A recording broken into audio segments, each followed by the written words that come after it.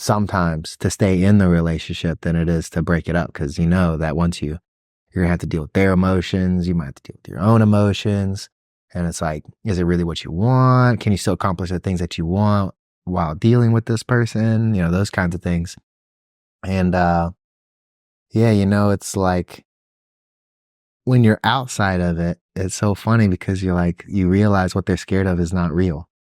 It's like this person is scared of breaking up with this relationship because, you know, they don't want to be alone and, you know, they don't want to have to like start over.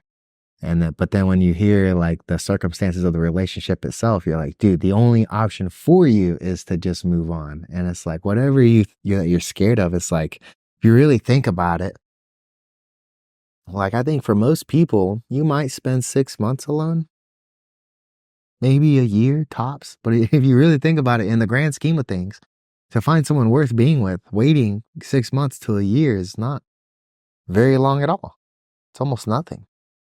And so I remember like being in the Marine Corps in between relationships, I almost would take pride in going a period without like being in a relationship. Because it really does like, if you're a guy, you know this, but like breakup, like you level up. If you're doing things right, if you're living life right, you're trying to like level up. If you break up with someone or they break up with you, you're like gonna make them regret it by like being the best version of yourself. You're working out, you're lifting, you're trying to be better, you're reading books.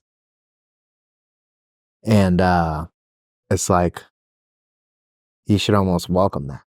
It's like, dude, you could work on yourself for 6 months and then find something better for yourself. But again, they're scared of that change.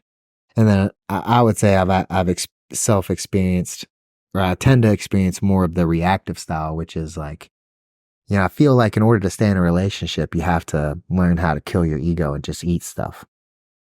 Because not everything's going to plan out the way that you want it to plan out, right? And so no matter whether you think you're right or wrong, there's going to be times where you just have to be like, you know what, it's just not worth it. And you can see how like, it was saying that the reactive nature essentially like turns the fear into rage, and they can't find themselves to stay in the relationship because essentially just like self-destruct from whether the facade or I would say like what it means by facade, not just in a facade of a character, but just like where you just get so angry with the circumstances, you know? And a lot of that is again being unable to just like go with the flow. But yeah, I've definitely experienced the reactive nature plenty of times where it's like, you know, you and someone else are just so stubborn that you're both unwilling to like compromise or, yeah, you know, come together. I feel like me and you do pretty well though. I mostly have to keep us level. I'm just kidding. Well, But it seems like we kind of like, yeah, at least we understand each other a little bit. And so we can kind of not be so caught up in each other's ways. yeah.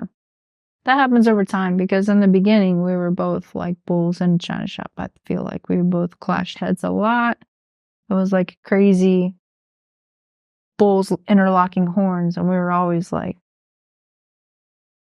clashing. But with all of that, you learn to understand and move through all these feelings and energies. And I mean, essentially, that's what animals do. Like, you see a lot of animals, they like fight before they decide to become mates, or like there's like a whole show that happens. Mm-hmm, mm-hmm. That's not always something like that you see in a movie, which is the classic easy love that is always portrayed, and no bad moments are acceptable.